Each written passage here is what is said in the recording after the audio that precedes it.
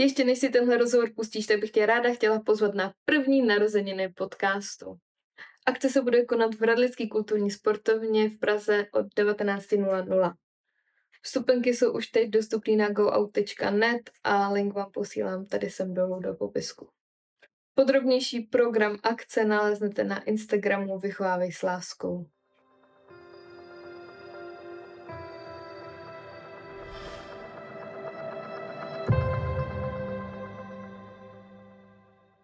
Ahoj, vítám vás u dalšího dílu podcastu Vychovávej s láskou. Dnešním hostem je Laura. Lauro, ahoj. Ahoj. Lauro, ty jsi sociální pedagog, zároveň autorka knížky Až na dno, ale taky jsi člověk, který si prožil celý dětství po boku matky alkoholičky a všechno tak spolu souvisí a každého tématu se dotknem. Nicméně začneme tím dětstvím. Jaká je tvoje nejranější vzpomínka na dětství a do jaký rodiny ses narodila? No tak začnem teda od začiatku. Moji rodičia sa veľmi ľúbili, keď som sa narodila. Bola som síce také prekvapenie, ale že vraj veľmi milé. Ale ocinov otec ma nechcel. Takže to cítim dodnes. No, ale čo sa teda stalo, bolo to, že moja mamina bola taká, poviem to, že party girl. A vlastne ani keď som sa narodila, tak nechcela prestať si nejak užívať život a pila ďalej. No a spätne som zistila teda to, že ocino dal mamine tak nejaké ultimátum, že aby prestala piť. A tým, že nechcela, tak v mojich 5 rokoch sa rodičia rozviedli. Pretože otec mi chcel byť napomocnejší a vedel, že to bude vedieť viac, keď bude mimo toho celého. Takže som mu dnes veľmi vďačná za to. A teda sa rozviedli, opýtali sa ma, že s kým chcem bývať. Tak ja ako malá 5-ročná som sa rozhodla, že chcem bývať s mamou, však prirodzene. Tak sme s maminou odišli k babke, teda k jej mame. A tam sme bývali vlastne veľmi dlho. Až na to, že keď si mamina našla priateľa, ktorý sa k nám nasťahoval, tak babka sa odsťahovala preč. No a tam začala šovka, lebo mamin priateľ bol tiež alkoholik. A vlastne tak začali spolu si tak popíjať. No a keď som mala asi 9 rokov, tak to bolo také obdobie, že základná škola, začala som snívať o tom, že by som mohla mať sestru mladšiu. No a reálne sa to stalo, Tak sa narodila moja mladšia sestra. No a keď mala asi 3/4 roka, tak som sa v noci začala budiť na to, že sme doma samé a že mama není doma. Ma chytala panika, že kde sú, tak som jej volala a iba som počula zvuky z diskotéky a že chod spať. To bolo celé. No a toto sa vlastne opakovalo. A to asi poznáme tie procesy, že cez rôzne situácie si ako dieťa zafixujeme rôzne vzorce v hlave. A programy, tak mne sa naprogramovalo v hlave, že fajn, že človek, ktorý ma ľúbi a mal by tam byť pre mňa oporou, mi ukazuje lásku tým, že odo mňa odchádza pravidelne. Čiže toto som si preniesla potom do dospelosti, že vlastne láska vyzerá tak, že utekám. No a ďalej už sa to potom stupňovalo aj tak, že odchádzala ráno s tým, že ide s obsom, prišla večer alebo došla na ďalší deň a ja som teda nastúpila do kuchyne, aby sme mali čo jesť. Tak som sa začala učiť variť. Učila som sa prebalovať sestru a tak všetky tie veci okolo toho. Převzala ty tu roli matky. K tomu se určitě ještě dostaneme. Ty vlastně si teďka řekla, že ten tatínek odešel. Jaký vztahy jsi pak měla s ním, když tam nebyl, jako jestli jste se vídali? jak on byl ti oporou a jestli i on vnímal, že vyrůstáš jako v prostředí, kde by si vyrůstat neměla. On to vnímal, ale v to verím, že vlastne to o tom aj láska je, že dáš človeku slobodu sa rozhodnúť. Aj keď som mala 5 rokov, tak vlastne mi dal rozhodnúť sa, že s kým chcem zostať. A rešpektoval to. Takže aj napriek tomu, že som bola doma s mamou a vedel o tom všetkom, že čo, aj keď nikto nevedel, že ako sa to bude vyvíjať, lebo tak moja mama ma ľúbila svojím spôsobom a tak robila, čo vedela. Ale napriek tomu, z toho, čo si pamätám, tak môj otec bol vždy na telefóne, kedykoľvek bolo treba proste, tak bol tam. Že bol prítomný ako keby. Takže to snažil aspoň. Bol taký môj najlepší kamoš. Môžem to povedať tak. Utíkala si za ním třeba někdy v nějakých situacích? Určite áno. Veľakrát sa stalo, že ja neviem, doma som sa s mamou pohádala, tak som volala otcovi, on došiel po mňa, zobral ma preč, potom ma chytilo taký stav, že musí ísť naspäť domov, tak ma odviezol domov, potom som mu zavolala zase, tak zase po mňa došiel. Takže on bol veľmi trpezlivý, teda aj je v tomto. Takže. Ta výchova teda byla primárně na tu mámu. Jak ona tě vychovávala? Jestli se to takhle vůbec dá říct, protože ty hned takhle ze začátku si vlastně řekla, že často doma nebyla, takže jaký metody ona používala, když teda doma byla a snažila se tě vychovávat? No, ja by som povedala, teda môj otec to tak hovorí, keď mu niekto povie, že jak som dobre vychovaná, tak on sa tak zasmie, že ona sa vychovala sama. Takže asi tak by som to nazvala, že asi život ma naučil. No. Takže ona tě ničemu jako nevedla? Něčemu třeba pozitivnímu? Myslím si, že také základné veci, že upratovať si a pamätám si, že bola veľmi alergická, keď som hovorila, že ne a neviem, také bratislavské poriadne, tak ma vždy opravovala, že to tak sa nerozpráva, že si slušné dievče, že musíš hovoriť, že neviem a nie. Takže toto boli také veci, na ktoré si potrpela. No. Když by si přiblížila ten alkoholismus té mamky, jak se postupně vyvíjel, vnímáš třeba to, že se zhoršil, když od ní ten taťka odešel, anebo kdy se to začalo stupňovat? Ono to bolo také dlhšie obdobie. Keď som prešla na strednú školu, myslím, ono tam predchádzalo tomu akože naozaj veľa toho, niekoľko sťahovaní sa do rôznych bytov. Bolo tam obdobie, keď som musela bývať s otcom rok, lebo nás vyhodili z bytu dosť drastickým spôsobom.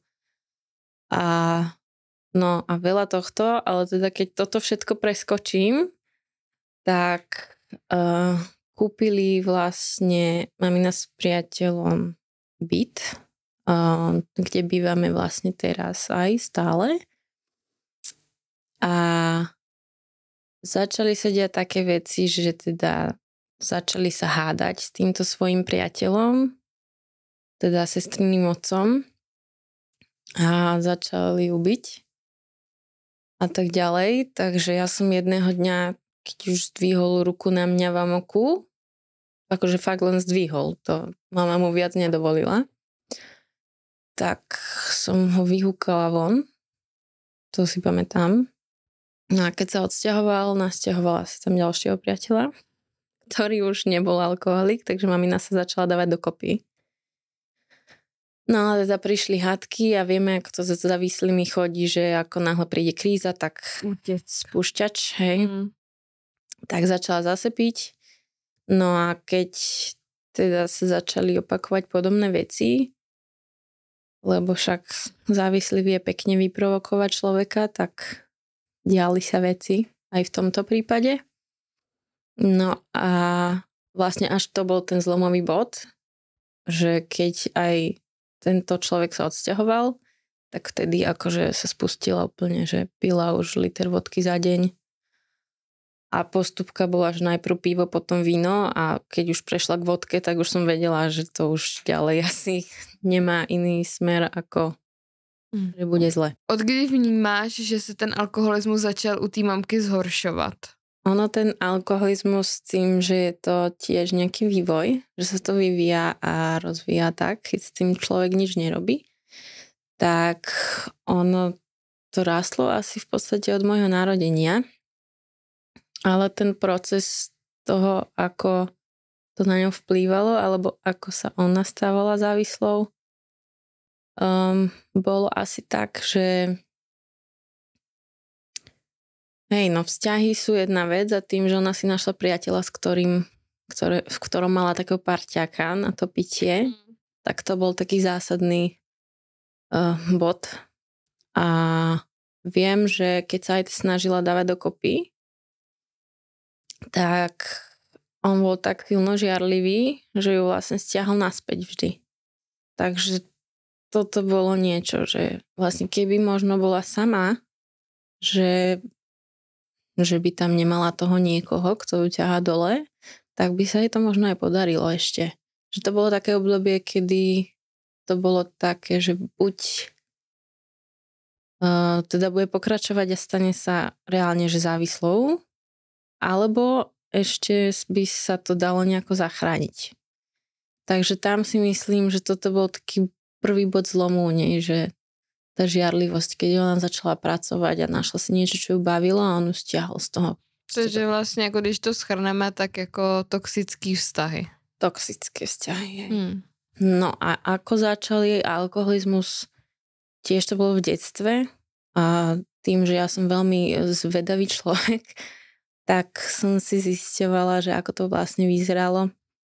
Čo si aj môj ocino pamätá, že vlastne otec mojej mamy, ktorého ani nenazývam detko, lebo vlastne ním nikdy nebol, tak on bol veľmi tvrdý človek. A keď bola malá, niečo sa nepodarilo, alebo známky, alebo neviem čo, tak ju ťahal za vlasy a proste ju bil a tak.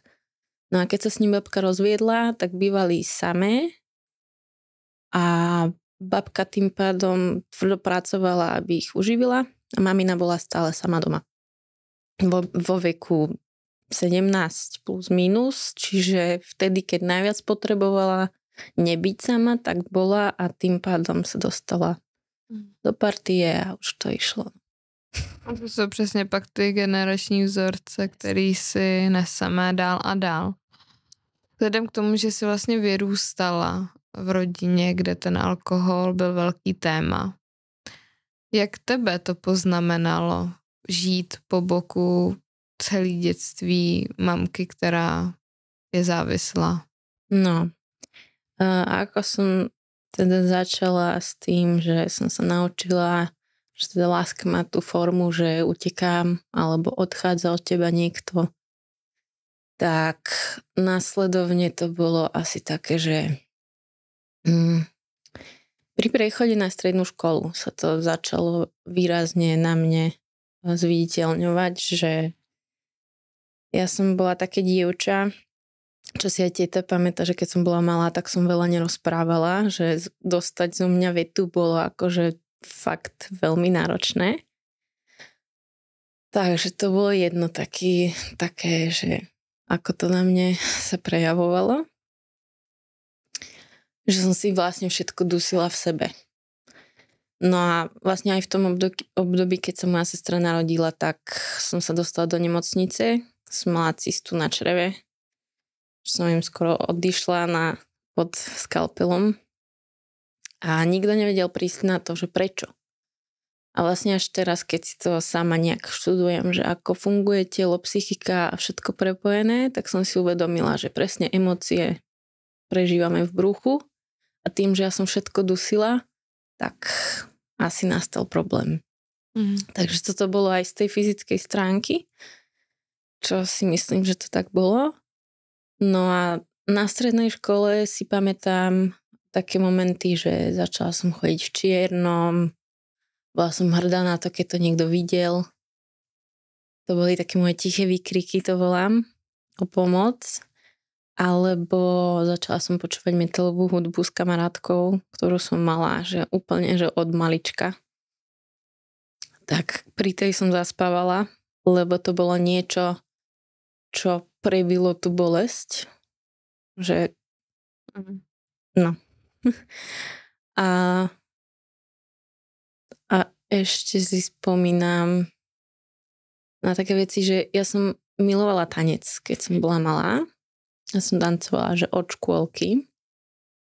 A to bolo také moje útočisko, že keď som mala v sebe veľa emócií, veľa hnevu, smutku, tak som utekala na tanečnú sálu a tancovala som.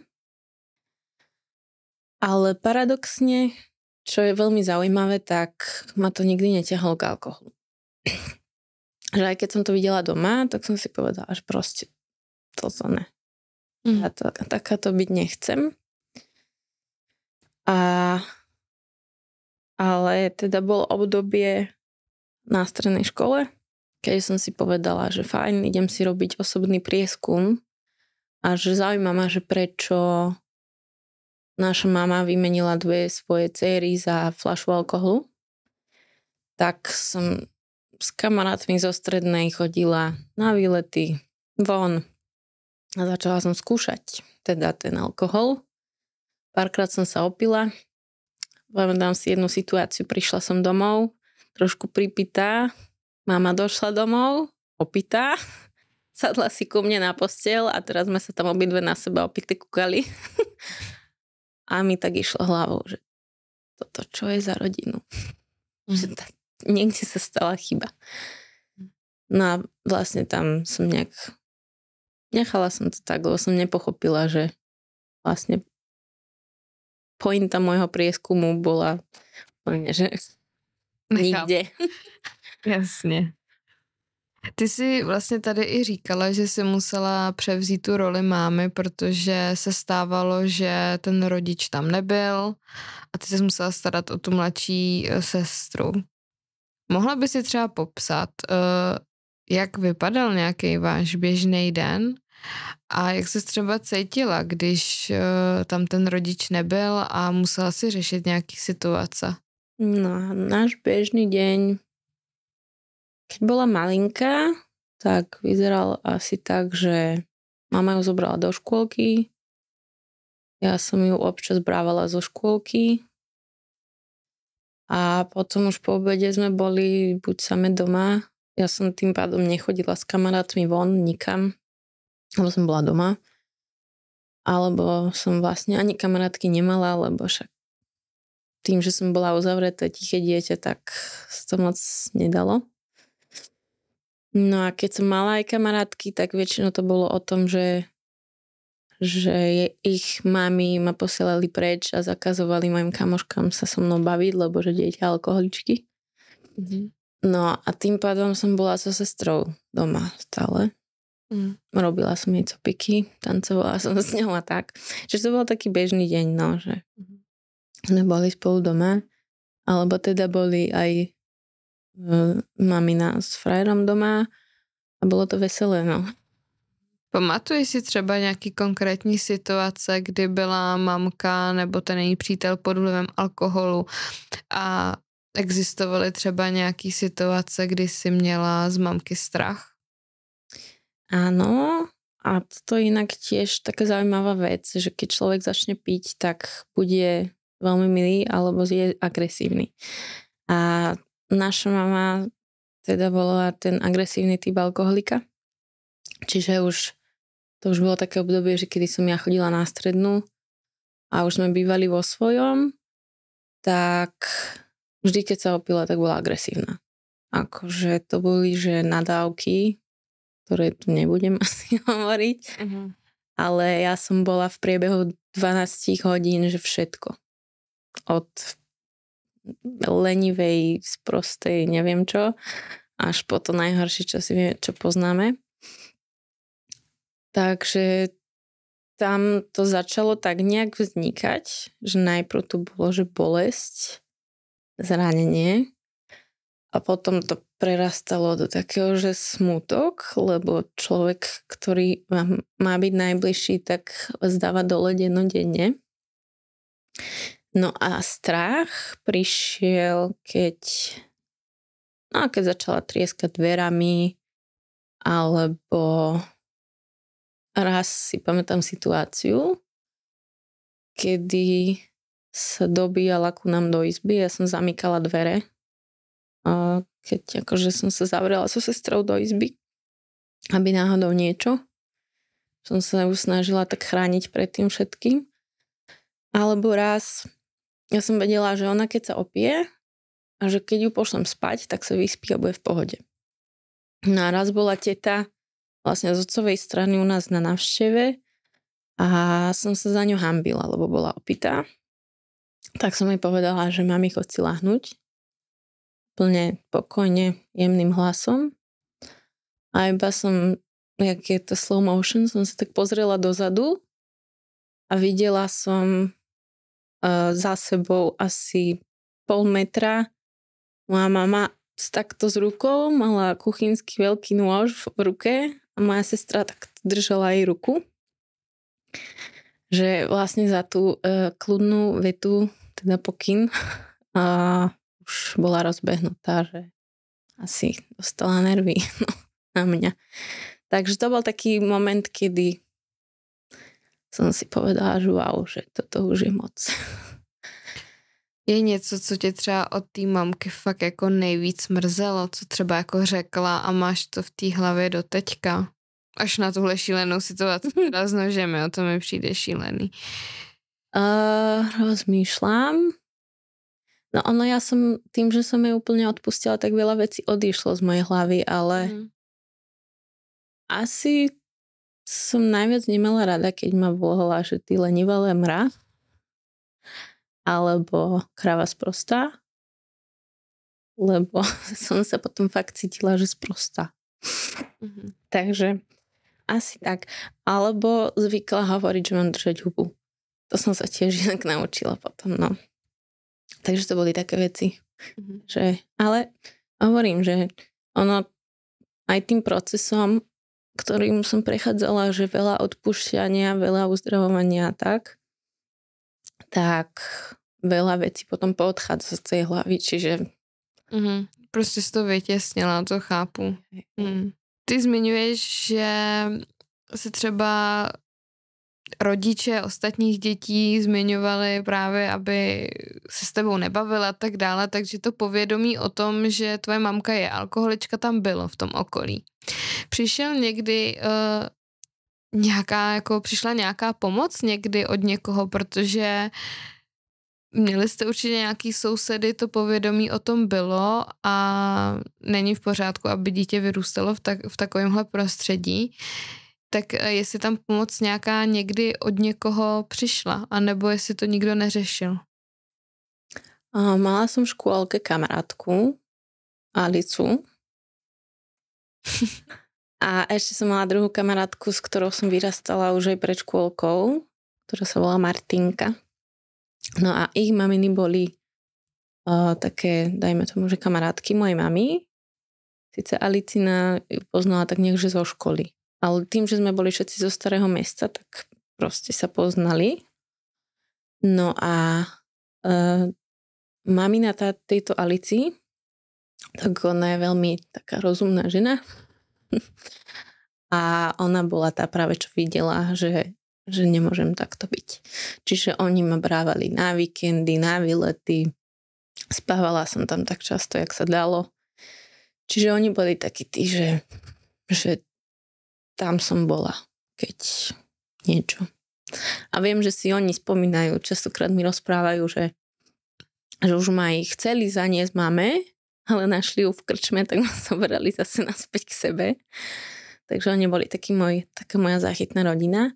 No a táto druhá kamarátka Martinka, ona bývala cez ulicu, čiže k nej som chodila tiež kedykoľvek.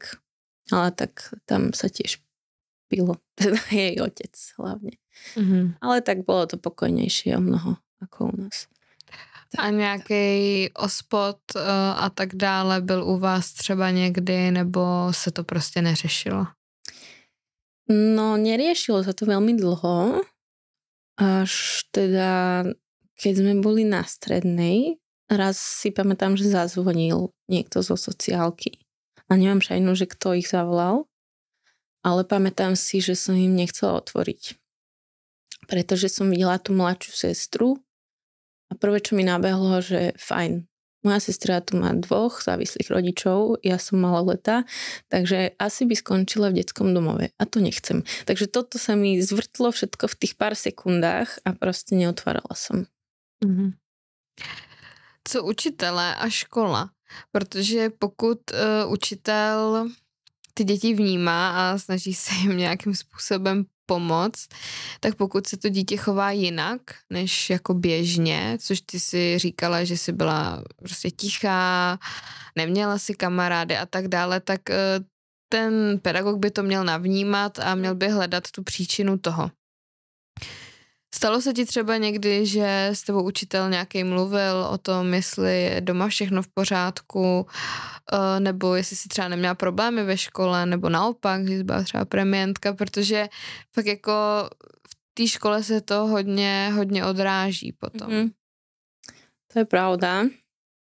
No v tom období, keď som ja chodila do školy, v škôlke si pamätám, že ma milovali, to ma volali, že anielik. Na základnej tiež. A potom, lebo vlastne mamina vždy, keď došla do školy, bola triezva.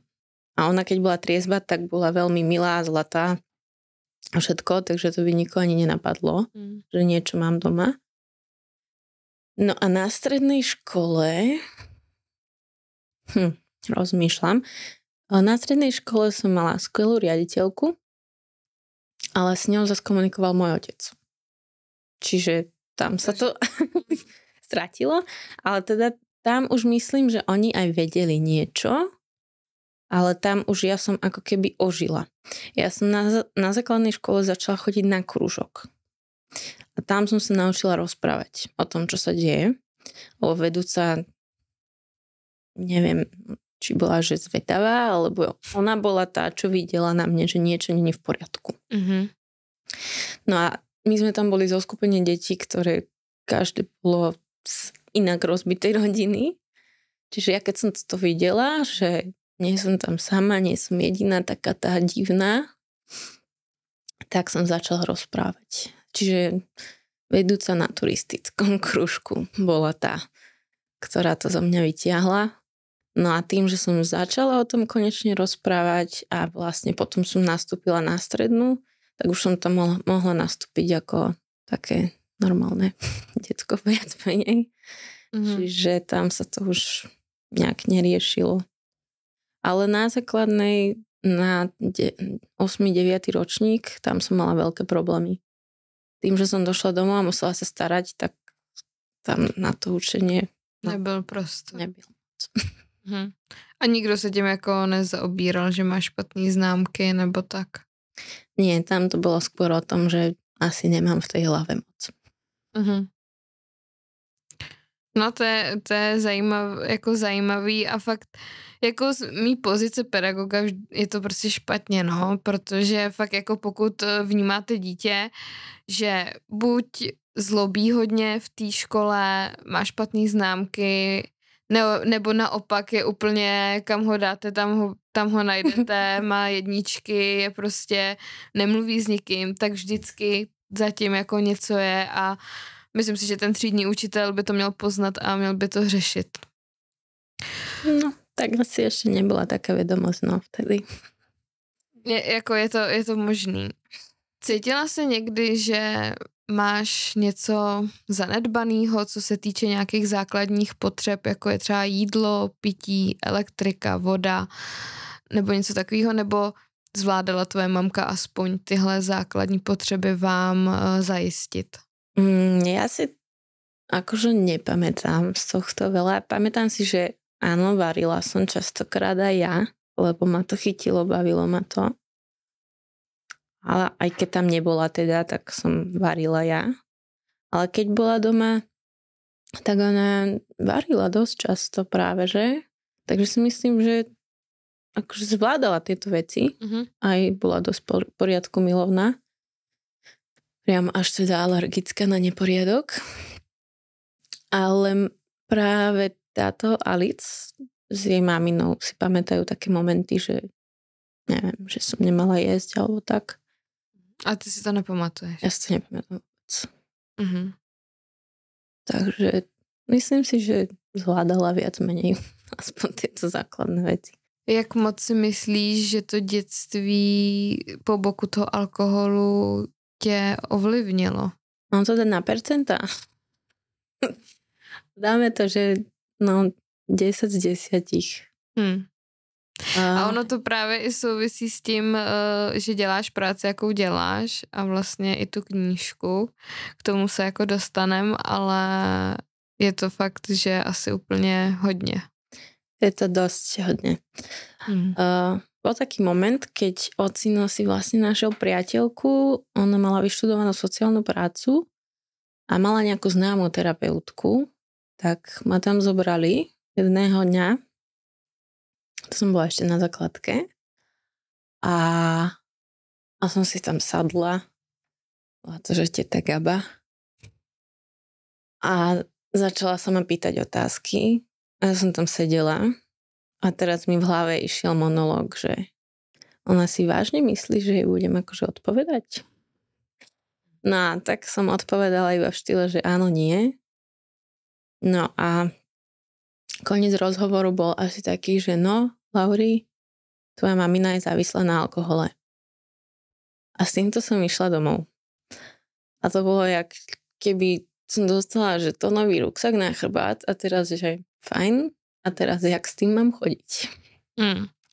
Takže tam som prvýkrát tak pocitila to, že čo to je, že mať závislého. Tam som začala vlastne zisťovať to, že je závislá. Začala som kontrolovať, že koľko pije a kde má schovaný alkohol, vylejvať fľaše. Snažila jako to nějak regulovat. Som bola jak detektív Monk. Už som vedela všetky skríše, kde má schovaný alkohol a vždy, keď spala alebo nebola doma, tak som vylievala do záchoda.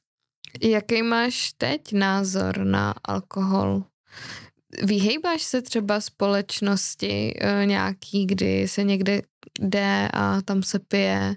Nebo máš k tomu nějaký jako neutrální postoj? To bol tiež vývoj. Ja som mala veľmi negatívny postoj k alkoholu. Nepila som veľmi dlho alkohol. Aj tým, že som sa dostala tiež do kresťanského prostredia, to malo na mňa taký vplyv celkom, že tam nikto nepil, tak som zistila, že to nepotrebujem. A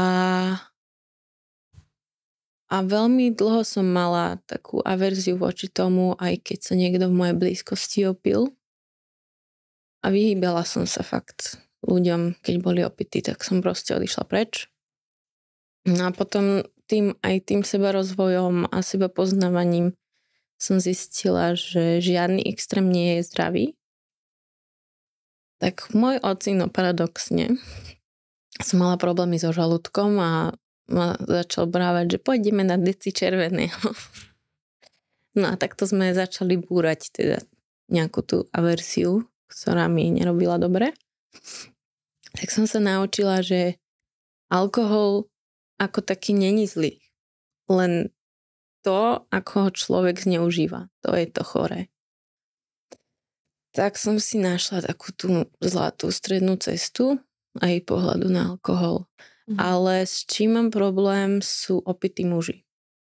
Aj tým, že maminy frajeri boli takí celkom miestami niektorí agresívni a nemám dobré skúsenosti v tejto oblasti, že muž opitý v mojej blízkosti, tak s týmto mám asi problém dodnes. Alebo taký, že najbližší ľudia, že keď sa až moc opijú, tak sa na to neviem pozerať. Podíleli se nějaký ty muži, ty mamky na nějaký výchově tvojí? Na mojej výchove? No.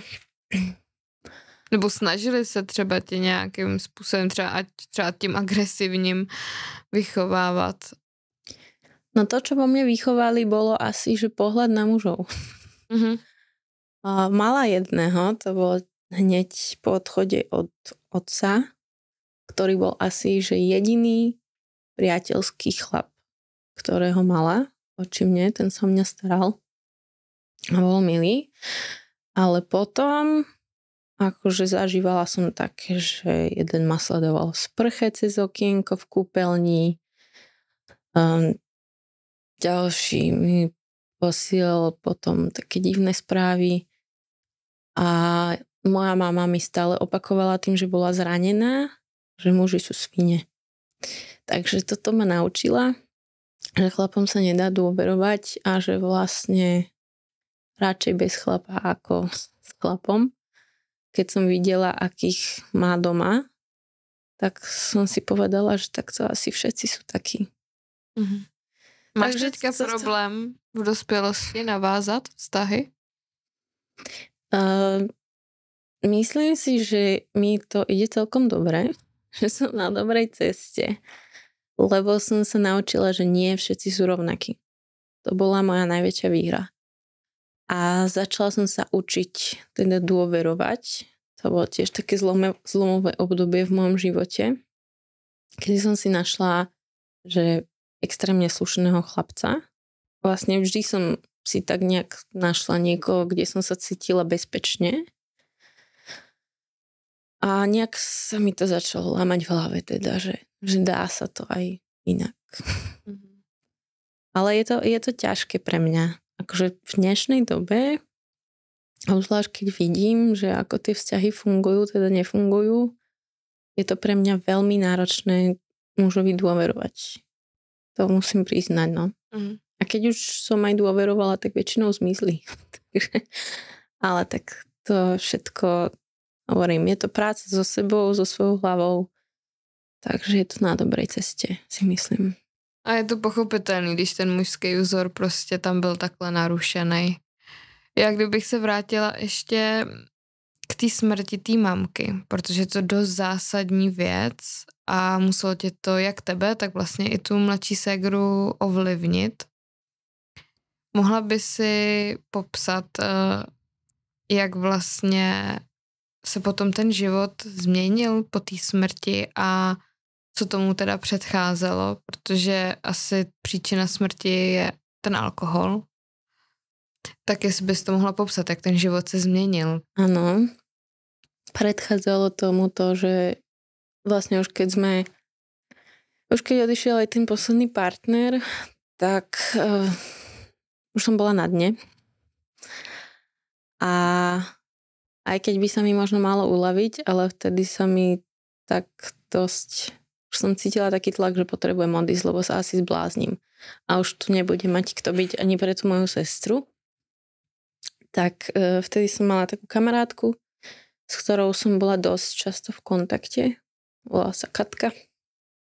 A s ňou sme teda sa rozhodli, že ideme spolu bývať. Tak som sa odsťahovala a to bolo také dosť bolestivé pre moju mamu. Tým, že už tam medzi nami bola tá závislosť nejaká. Tak vlastne to spustilo ešte viac, podľa mňa. No a aj keď to bol teda bolestivý odchod, lebo som vedela, že nechávam tam moju sestru, ale vedela som, že pokiaľ nepomôžem sebe, tak nepomôžem jej. Takže odišla som, bývala som sama a to by som akože celkom rada aj popísala, lebo to bol vlastne taký môj prvý krok k uzdraveniu a odpusteniu aj všetkému. Kedy som sedela v novom byte na gauči a večer po práci, to som začala robiť v škôlke s deťmi. Večer po práci som sedela iba na gauči v tom tichu a som plakala, lebo som počula ticho. Takže to bolo také celkom príjemné. A začala som sa učiť odpúšťať a vlastne pozerať sa na mamu inak. No a toto je presne to celé obdobie, ktoré predchádzalo jej smrti, lebo ja som sa naučila chodiť za mamou s takým iným pohľadom. Vždy, keď som prišla na návštevu, tak som, začala kričať na mňa. Pamätám si jeden taký moment, kedy spustila tie svoje nadávky a tak. A ja som sa iba zastavila a som sa na ňu pozrela a povedala som jej, že mami, aj tak ťa ľúbim a potom som ju videla to, že jak stichla a odišla preč. A tam som prvýkrát pochopila, že láska je mocnejšia ako strach. Takže toto si myslím, že bolo pre ňu také dosť kľúčové pred smrťou zažiť. Že také niečo iné, ako iba samota a strach a bolesť a neviem čo. No a jej pitie sa ale zhoršovalo. Že už pila každý deň. A fakt to boli, že litre vodky. Až raz teda presne rok na to, ako som sa ja odsťahovala, tak som zase prišla ako vždy počas roka na návštevu. A mama ležala v posteli a už som videla len, že žlté oči a veľké brucho. A si hovorím, že no, buď simuluje, alebo toto fakt nevyzerá dobre. A bola triezva, čo akože bolo pre mňa signál úplne, že najväčší, že niečo sa deje. Tak som sa pýtala, že koľko nepila, bolo, že 2 týždne a to bolo, že extrém v tom čase, že 2 týždne bez alkoholu. Tak som si povedala, že tak mám známu doktorku, tak zavolám ju k nej domov, lebo ona neznášala lekárov. Tak som ju zavolala. A ona aj teda sa na ňu pozrela a povedala aj, že toto je vážne, že treba ísť do nemocnice. No, doktorka odišla a mamina zahlásila, že ona potrebuje sa rozhodnúť. No a proste v mojej hlave to bolo úplne, že akože nad čím sa tu ideš rozhodovať, že ja nepotrebujem, aby si mi tu umrela na gauči. No a chcela, že víkend, to bol asi nejaký štvrtok a že v pondelok mi povie, jak sa rozhodla. A že OK. Tak som odišla preč. Celý víkend som preplakala.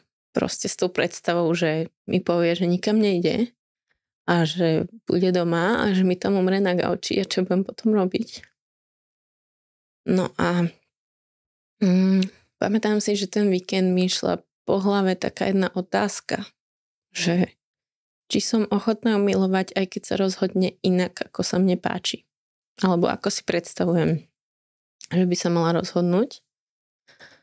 No a vlastne to bola už nedeľa, tak som už proste rezignovala a som sa rozhodla, že fajn, že budem ju mať rada, aj keď sa rozhodne inak. V pondelok som jej zavolala, povedala, že nikam nejde a už som bola na to pripravená vnútorne, takže už som nejak to neriešila. Ale čo som spravila po tom telefonáte, som zavolala otcovi a spýtala sa ho, že čo mám robiť, ako vždy. A on mi povedal, že chod domov, choď už baliť a ja po vás prídem. No a zákulisie ich vzťahu také, že oni sa nebavili. Akože vôbec. Takže toto bol taký zázrak pre mňa. Takže som išla k mame, začala som jej báliť veci, ona sa tvárila, že spí, lebo tak všeobecne známe, že závislí ľudia sa chovajú ako malé deti. Takže som s ňou tak musela aj jednať. Tak som jej začala baliť veci do nemocnice a potom už tak jedným okom ma sledovala. Tak keď videla, že ju balím, tak potom sa postavila a išli sme teda do auta. Sadli sme si a prvá otázka bola, že čo bude s Terry? To je sestra. Tak ja sa o ňu postaram. A to bolo vlastne všetko. No. Potom sme išli do nemocnice. Nastúpila na isku. A zase paradoxne tá pasáž kde mi vždy idú slzy do očí, ale nevadí. A tak mamina bola v nemocnici 3 mesiace dokopy. A z toho po 2 týždňoch tam dostala zápal plúc v nemocnici. Čo bolo pre mňa veľmi akože zaujímavé. A vlastne z večera do rána stratila reč tým, že mala vážny stav a dostala ešte zápal plúc, tak proste organizmus úplne zlyhaval. No a presunuli ju na áro a tam už bola vlastne na dýchacích všetkých možných prístrojoch. Takže tak bola 3 mesiace, že mala dýchaciu trubicu v ústach a vlastne jediný kontakt bolo to, že sa na mňa pozrela. No a teda ležela na dýchacích prístrojoch 3 mesiace. Ja som, tým, že som povedala, že sa postaram o sestru a už tam bola sama, mala 14 rokov vtedy, tak som sa prisťahovala v priebehu 24 hodín naspäť domov, kde som vyhlásila, že sa už nikdy nevrátim, tak som sa vrátila naspäť. A odišla som z práce a začali ma ľudia akože z okolia podporovať finančne všelijako. Otec bol veľká opora tiež. No a chodila som za mamou do Trnavskej nemocnice 3-4 krát do týždňa alebo každý druhý deň, ako sa dalo. No a hovorila som jej, že ako ju ľúbim, ako ju odpúšťam, ako není sama. Ľudia od nás okolia chodili za ňou a vlastne konečne prvýkrát v živote bola donútená byť ticho a počúvať. Takže to bola tá výhoda tej dýchacej trubky. No a prvýkrát mohla zažiť to, že není sama. Lebo to bolo také naše generačné, že samota, taká vnútorná, chronická. A vlastne ja s tým, že som sa nasťahovala naspäť, začala som upratovať byt a sme ho celý premalovali. No a všetky tieto procesy, tak ja som začala vlastne zisťovať veci, že nachádzala som denníky maminé, zisťovala, čo prežívala vlastne celé tie roky a zistila som, že aká som bola sebecká. Že som videla iba to, že ona pije a neriešila som to, ako sa reálne cíti a prečo pije. Čo bolo vlastne to, čím som jej mohla reálne pomôcť. Lebo my ako blízky tých závislých častokrát začneme zachraňovať toho závislého, že a neviem, niektorí im dávajú peniaze alebo preberáme ich rolu a tým vlastne ich oberáme o tú zodpovednosť, ktorá im dovoluje piť ešte viac. Takže vlastne som si uvedomila celé toto, že namiesto toho, aby som do nej hučala, že prestaň piť a videla iba tú svoju bolesť nejakú, som začala vidieť to, že niečo je za tým. Prečo to robí. Tak vlastne vždy, keď som k nej prišla do nemocnice s novým a novým zistením, tak som jej to tam hovorila všetko. No a po 3 mesiacoch, kedy ja už plná nádeje a všetkého, že mama príde domov, tak bolo také ráno, kedy ja som mala kamarátku na návšteve, sestra mala kamarátku na návšteve a zazvonil mi telefón, to bolo asi 11 hodín do obeda z nemocnice, že taký ten nemocinský monotónny hlas, že dobrý deň, že musím vám oznámiť, že vaša mama dnes ráno umrela. A prídete dnes, alebo niečo také? A ja, že OK, tak prídem hneď, ako sa bude dať. Som zavolala otcovi, vystrelila som z bytu v pyžame von, sadla som si pred branu na schod, tam som sa zrútila. Revala som asi 10 minút, takže som nevedela sa ani nadýchnuť. Zavolala som otcovi.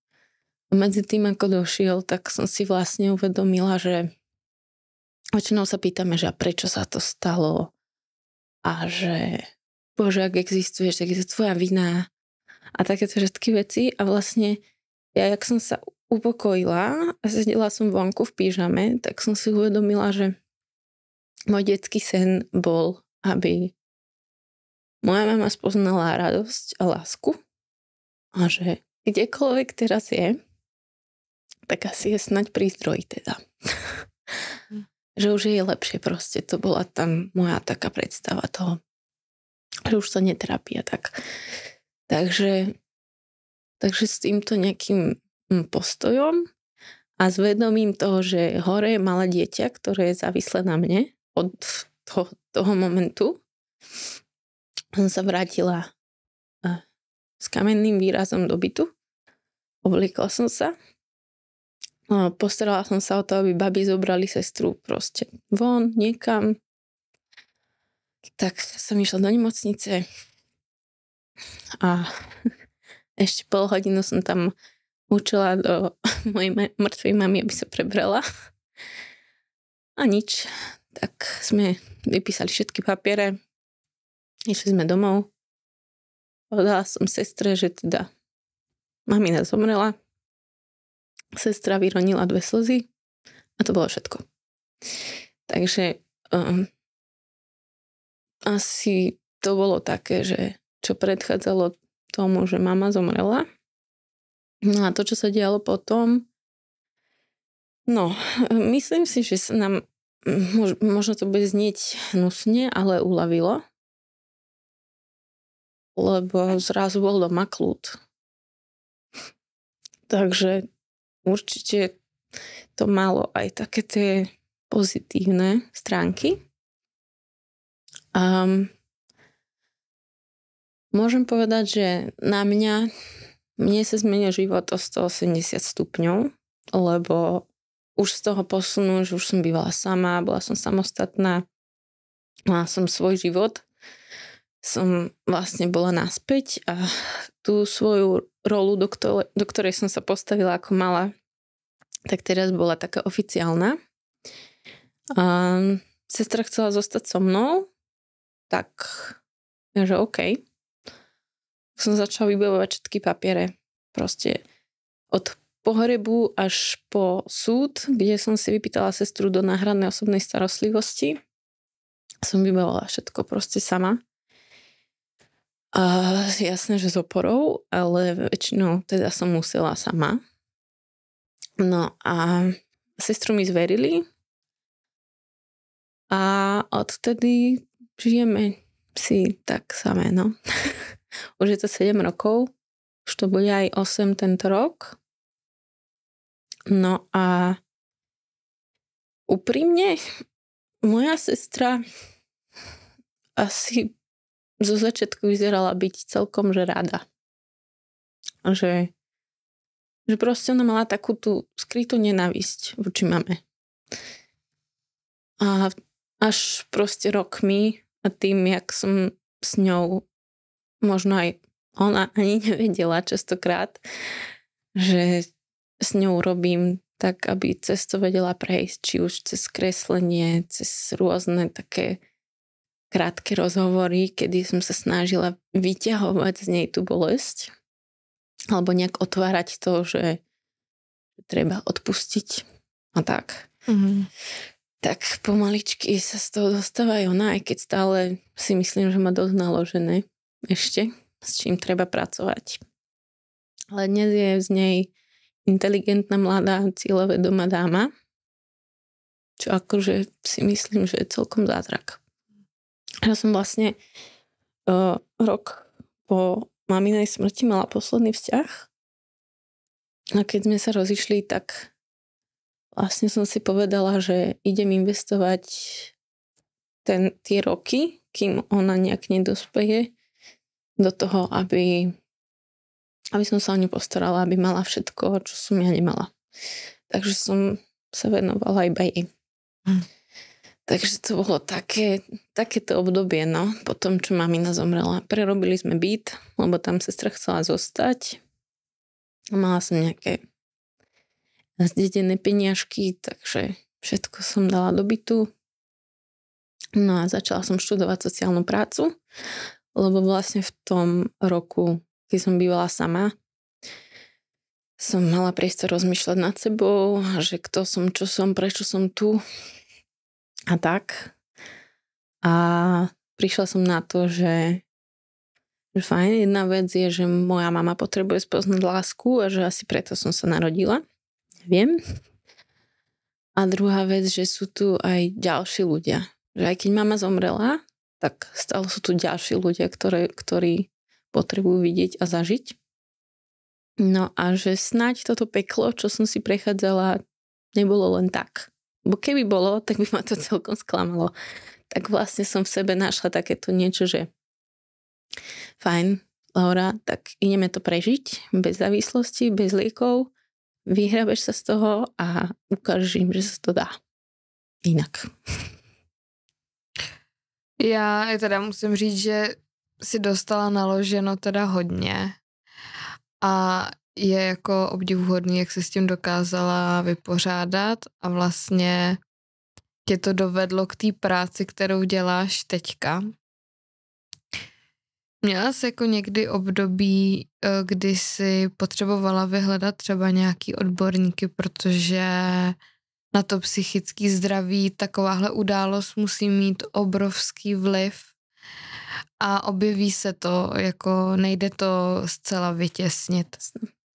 Tak jak ty si pečovala a i třeba ségra o to duševní zdraví potom?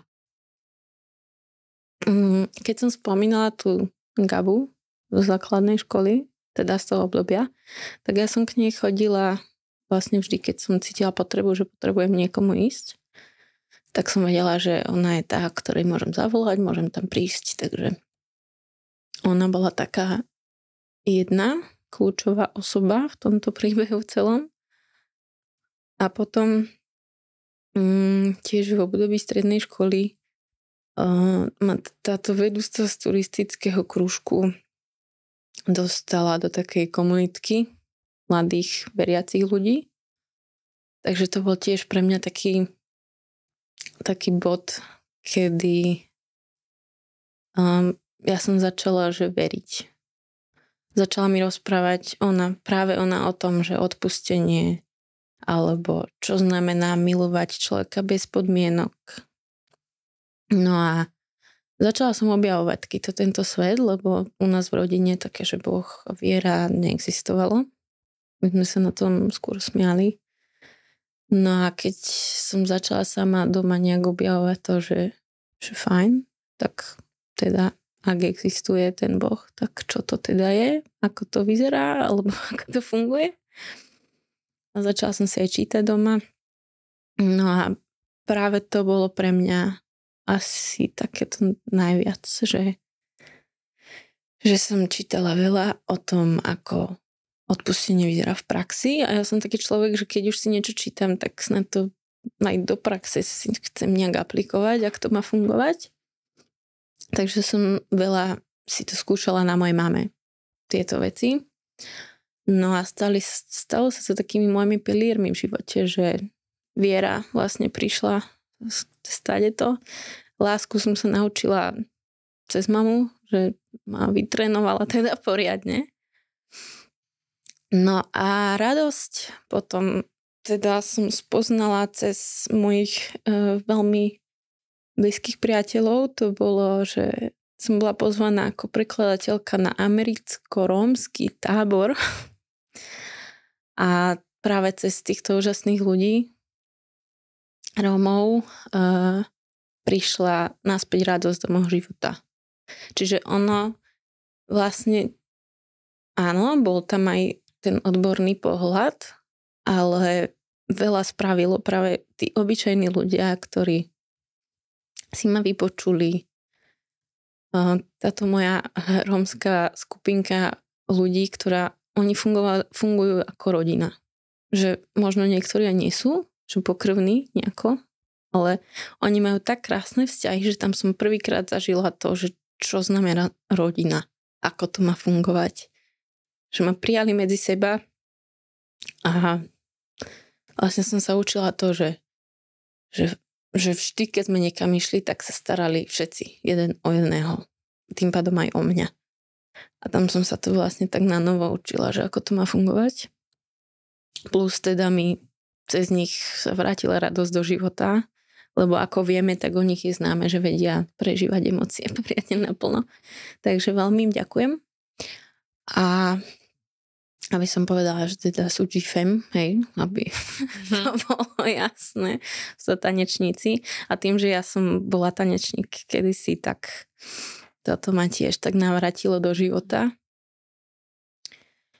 No a časom som akože už som sa dostávala k rôznym ľuďom, že z môjho tanečného trénera, ktorého som mala kedysi, tak vyštudoval proste terapiu.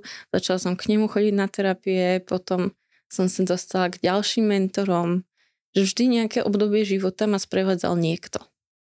Že naozaj, to bola asi kľúčová vec, že som vedela, že vždy potrebujem niekoho ako keby nad sebou, alebo ako to mám povedať.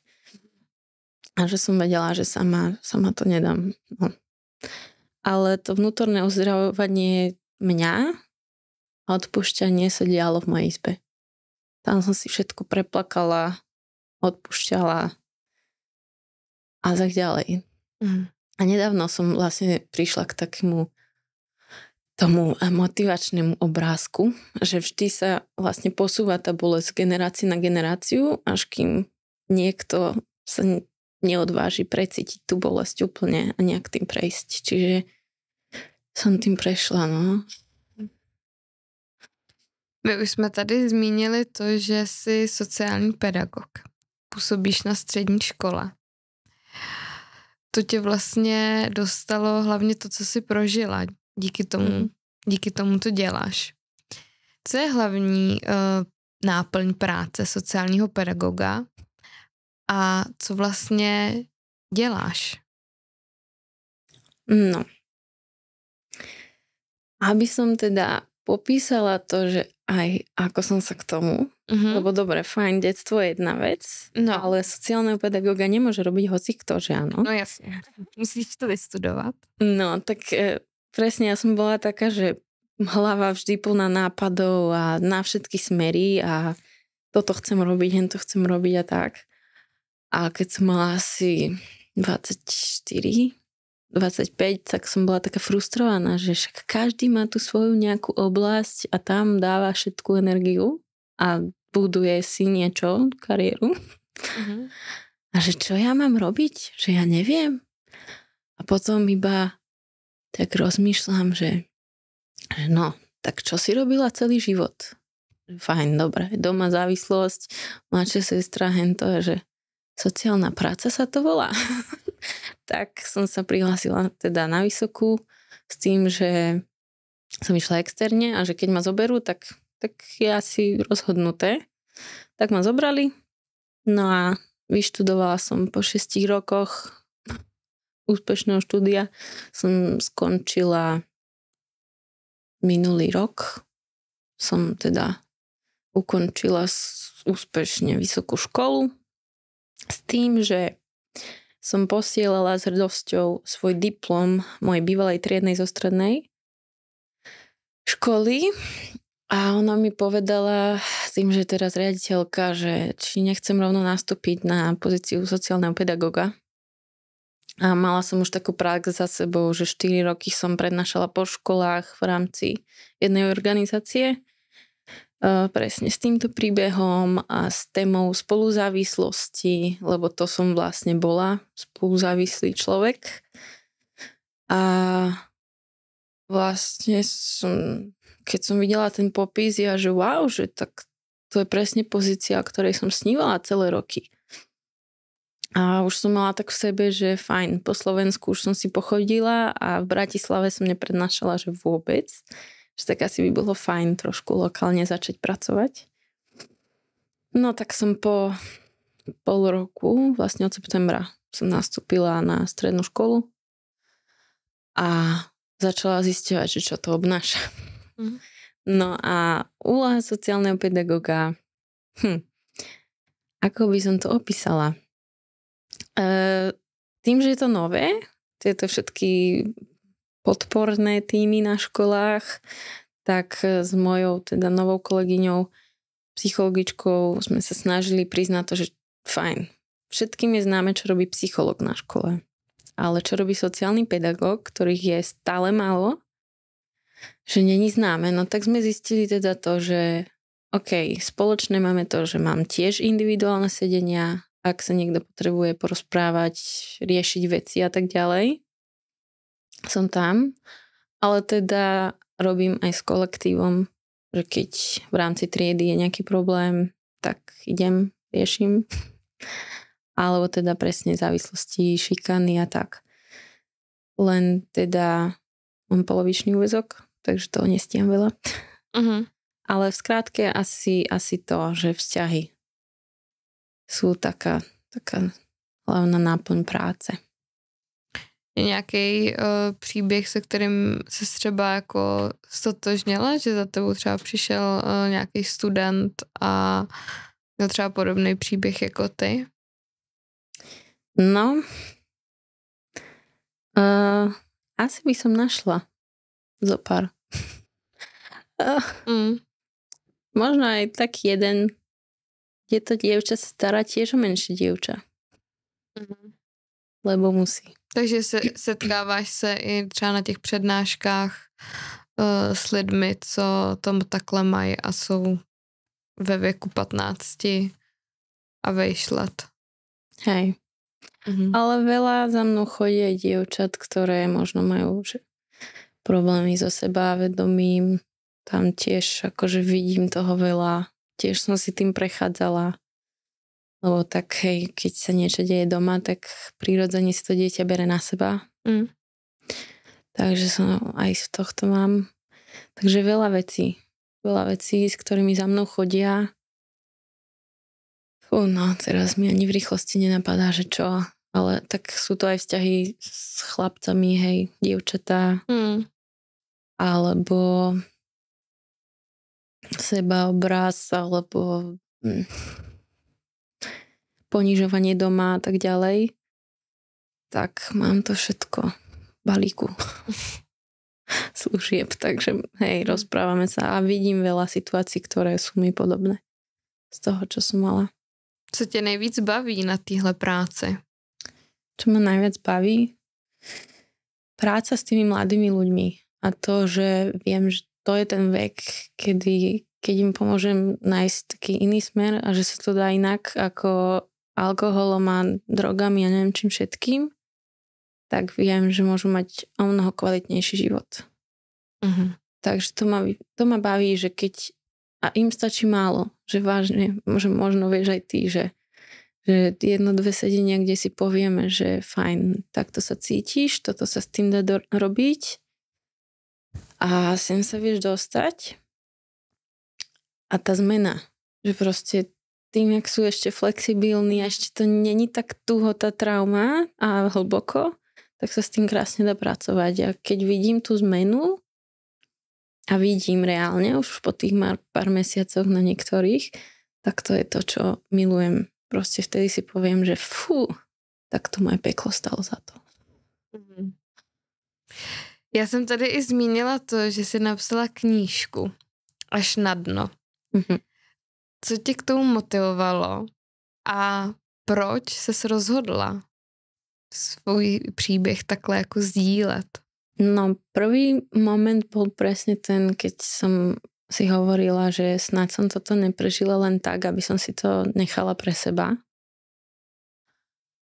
Vtedy som začala snívať, že raz sa postaviť pred mladých ľudí, ako som bola teda ja, s tým, že fajn, prešla som všetkým týmto, bez toho, aby som sa stala závislou, aby som bola na liekoch a na neviem, hoci čo existuje, akákoľvek kompenzácia.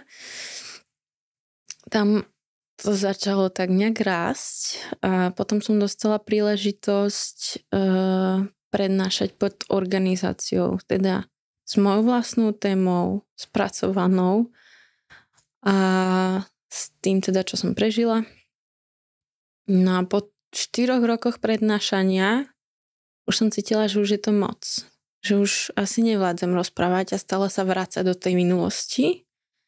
A na druhej strane som videla, aký to má vplyv na tých mladých ľudí, keď niekto reálny tam príde a rozpráva, že čo všetko mám za sebou, hej, a teraz tu sedím alebo stojím vysmiatá jak lečo. Tak som tak sedela jeden deň za pracovným stolom, za notebookom. Ja som už vtedy nejaký blog písala, lebo ľudia z môjho okolia boli takí, že napíš knihu. Ja, že ne. Okay. Asi začnem blogom a zrazu sedím za tým stolom zúfala, že fajn, že tak asi niečo veľké ma čaká, ale asi sa tam v živote nedostanem, lebo ja už ani nevládzem a už sa mi neviem. Proste úplný breakdown. A zrazu pozerám do toho počítača a mala som tam súbor, kde som mala všetky blogové články spolu. Otvorila som to a bolo tam, že 79 strán.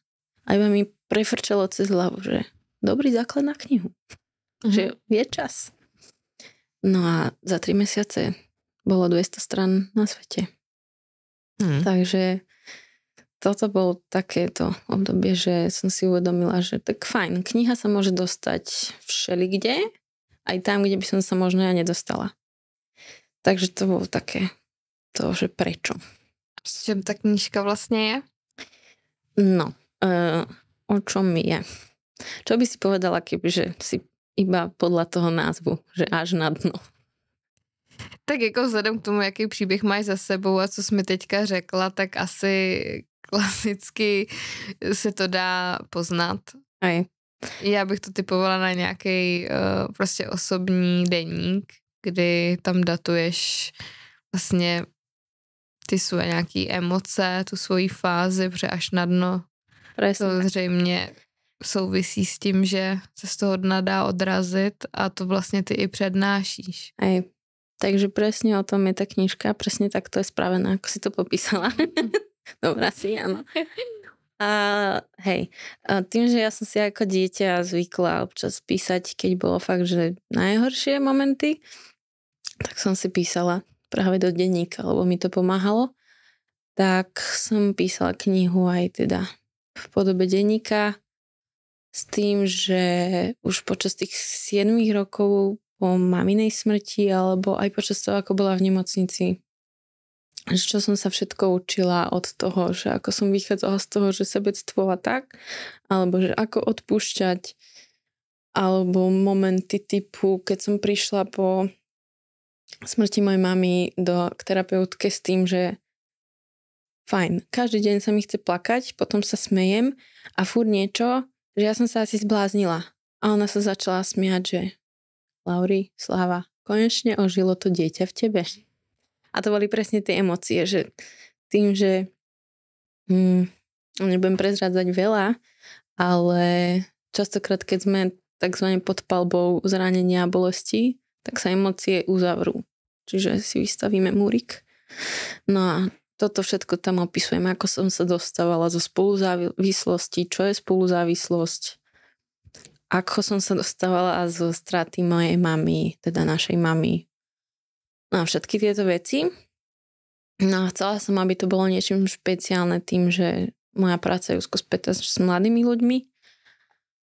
A ešte som prednášala v tom čase, tak na konci knihy sú príbehy 3 rôznych mladých ľudí. Jeden z príbehov je, že Sarin príbeh a to bola taká moja, alebo je stále moja srdcovka, lebo práca so Sárou bola taká, to bol taký prvý prípad, kedy mi napísal dievča z Brezna a že či teda vieme nejak pomôcť. No a keď som ju stretla, tak to bolo veľmi milé dievča, ktoré ale už vtedy si išla na takom, že marihuana, alkohol a tak. No a začala som s ňou tráviť čas a dnes je to vysmiaté, verím, že stále vysmiaté dievča a je úplne iná. A vtedy som videla, že aký to má dopad. Takže je tam jej príbeh, je tam príbeh jedného chlapca, ktorý bojoval s emóciami a s tým, že je citlivý. A častokrát sa ľudia smejú, keď je niekto citlivý, takže je tam aj takáto téma, alebo jedno dievča z Ameriky, ktorá som stretla na tábore a ona tiež teda bola nejakým spôsobom ovplyvnená. Takže tá kniha obsahuje fakt rôzne veci. Pro koho je určená tá knižka? Myslím si, že každý si tam príde na svoje. Je to tak spravené, že sú tam rôzne témy, sú tam aj obrázky a fakt si tam asi každý príde na svoje. Ale primárne teda moja cieľová skupina sú mladí ľudia. A asi někdo, kdo se vlastně pozná i s touhle problematikou. Aj to. Ale hovorím, že snažila som sa ako keby zachytiť rôzne problematiky, nielen teda spoluzávislosť. Já bych se tě na závěr chtěla zeptat, jestli je nějaké doporučení, nebo jestli máš nějaké doporučení pro děti, který třeba žijou právě momentálně s nějakým rodičem, který je závislý. Určite áno. Ja som zvykla veľa chodiť na prechádzky, keď bolo zle. Vedela som, že bez úprimných priateľov, ktorým viem povedať aj o tom, že doma je zle a že potrebujem pomoc, čo som sa tiež potrebovala naučiť, vypýtať si pomoc, a možno toto je jedno z takých hlavných, že není to hanba a že aj keď moja situácia je, že žijem so závislým, to není moja chyba. Takže z tohto by som asi chcela presmerovať všetkých mladých ľudí, že nie je to vaša chyba, že vaši rodičia možno si vybrali inú cestu, alebo sa rozhodli žiť život inak, ale to, na čom záleží, sú práve vaše životy, lebo tie ešte sa zachrániť dajú. Že pokiaľ mám stále slobodnú voľbu, ešte stále nie som závislá, ešte stále je to ľahké proste hodiť výhybku a začať žiť život úplne inak. Ale tie praktické veci sú také, že chodiť čo najviac z toho prostredia von, ako sa dá. A nájsť si možno nejaké činnosti, ktoré mi pomáhajú na to nemyslieť. A uvedomovať si neustále to, že či už alkoholizmus alebo akákoľvek iná závislosť je choroba, čiže tak sa správať k tomu človeku, že chorý. A keď aj niečo povie pod vplyvom, tak to není on. Je to tá látka, ako má v sebe. To boli také veci, ktoré mi pomáhali. A potom už to, že keď som začala mame hovoriť, že jej odpúšťam a že ju ľúbim, to už je taký vyšší level, hej. Ale hej, zachrániť seba v prvom rade. Lauro, já ti moc děkuju, že jsi přijela až ze Slovenska sdílet svůj příběh a přeju ti, aby si byla dál takhle úspěšná a pomáhala mladým lidem. Děkuju. Ďakujem. Tenhle díl je tedy u konce, budu se s váma těšit na další epizodu a nezapomínejte své děti vychovávat s láskou. Ahoj.